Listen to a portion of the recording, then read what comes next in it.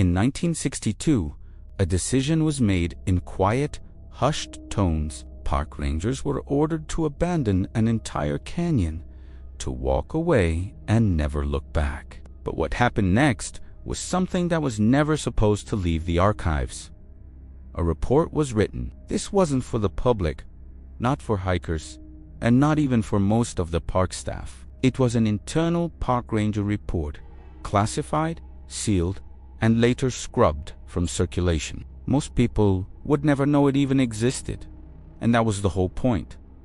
This report didn't explain the evacuation. It documented something far, far more disturbing. According to the few remaining park records that reference it, the report was compiled in the weeks immediately following the canyon's sudden evacuation. It wasn't the work of a single ranger, but a meticulous assembly of multiple patrol logs, crackling audio transcripts, and hurried, handwritten field notes. Its purpose was chillingly simple: to determine if the canyon could ever be reopened to human beings. What that report concluded ensured that it never would be.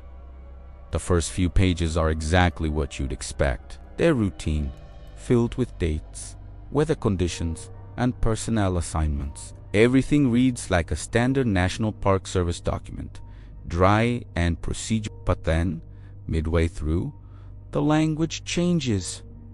The entire tone shifts. It becomes cautious, clinical, and unnervingly precise. Instead of describing the terrain, the rocks, and the trees, it begins describing behavior. Not the ranger's behavior, the canyons.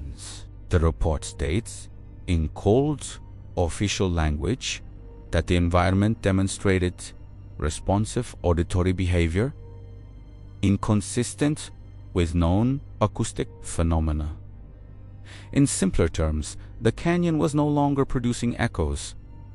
It was responding. This wasn't a one-off event. Multiple rangers in different locations documented the exact same phenomenon, completely independent of one another. Radio transmissions were repeated back to them after the transmission had already ended. But these weren't immediate, distorted echoes bouncing off the walls. They were delayed, perfectly clear, and seemingly directed. One ranger noted in his log that his call sign was repeated back to him, but it came from a different direction than where the sound should have traveled. It was as if something had caught his words and thrown them back from a new position. Another stated that the response occurred after he had already switched his radio off completely. The report flags this as impossible, a direct violation of physics.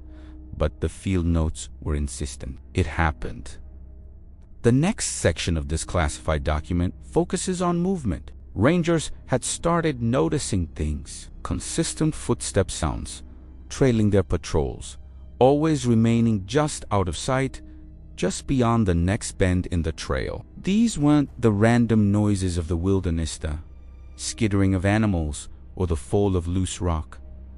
They were methodical. They followed the ranger's pace, and they stopped when the patrols stopped. When the rangers tried to double back or push through the brush to find the source, the sounds would just cease entirely, vanish into thin air. It was like being shadowed by a ghost that knew their every move. Then the physical evidence appears in the report. And this is where a quiet unease turns into genuine dread. Photographs were attached. They showed boot prints found in restricted zones, areas that had been sealed off for months. The report emphasizes their uniformity, the clinical perfection of them: same depth, same spacing, same direction of travel. No overlap, no smudges, and most disturbingly, no return tracks. The report explicitly states that these prints could not belong to any registered ranger, hiker, or maintenance crew. The size and tread pattern matched nothing on record. But what truly disturbed the investigators wasn't just their presence, it was their termination. Each trail of these perfect, identical prints ended abruptly. They would lead straight to a sheer canyon wall, a vertical cliff face, or a solid slab of dead rock, and just east. No sign of climbing, no scuff marks, no disturbance in the dirt, no indication of an exit. The report uses a sanitized, bureaucratic phrase for this: path discontinuity. It's a polite, technical way of saying the trail ended where no trail could possibly end. The person or thing that made them had simply ceased to be there. The following section is labeled with a title that sends a chill down your spine: Temporal Irregularities. The fabric of time itself seemed to be fraying within the canyon walls. Rangers had begun reporting missing time. Multiple patrols, separated by miles, would find their wristwatches had stopped at the exact same second. Audio logs from their patrols contained bizarre gaps. The sound of their footsteps and breathing would continue uninterrupted. But their memory of that time was gone.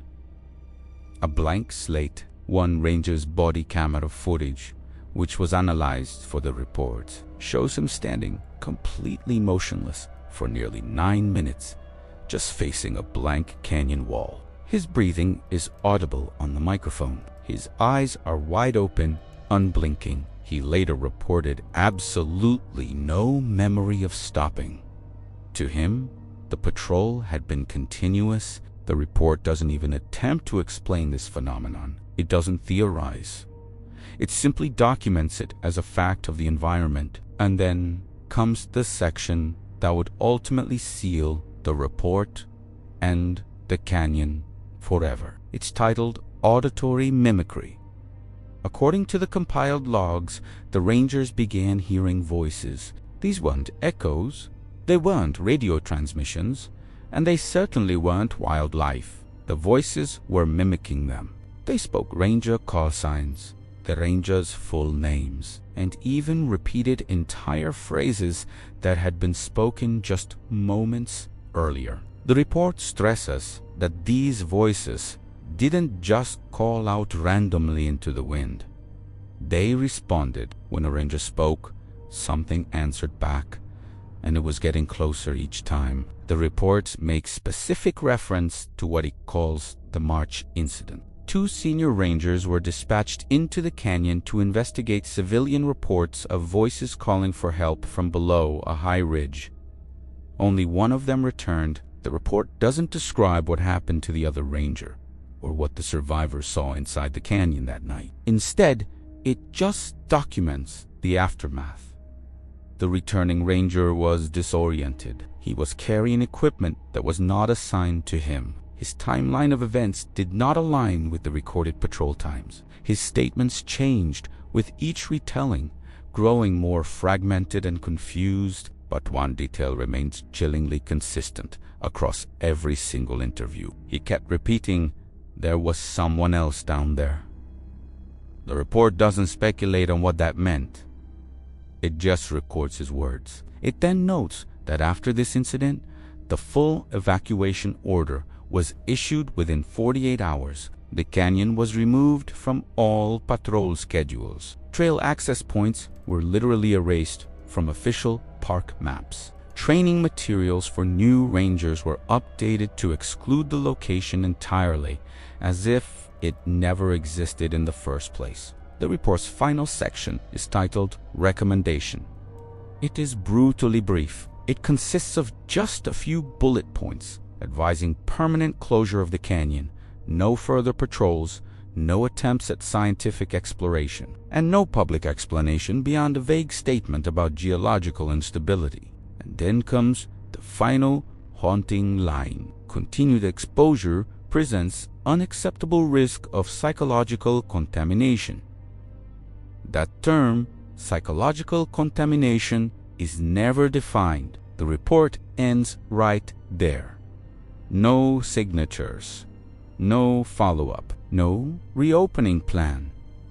Just a full stop. Decades later, when this report briefly resurfaced during a routine records transfer, it was immediately reclassified and returned to a sealed, deep storage archive. No official copy exists in public records, but digital ghosts and passing references to it remain in obscure government indexes, and every single reference agrees on one thing. The canyon wasn't evacuated because it was dangerous in a way we understand, like a landslide or a predator. It was evacuated because something inside it was learning voices, learning movement, learning paths, and once that was documented, there was no reason to ever send another ranger back in. There was nothing to gain and everything to lose. If you want to understand why some places on the map are simply erased instead of explained,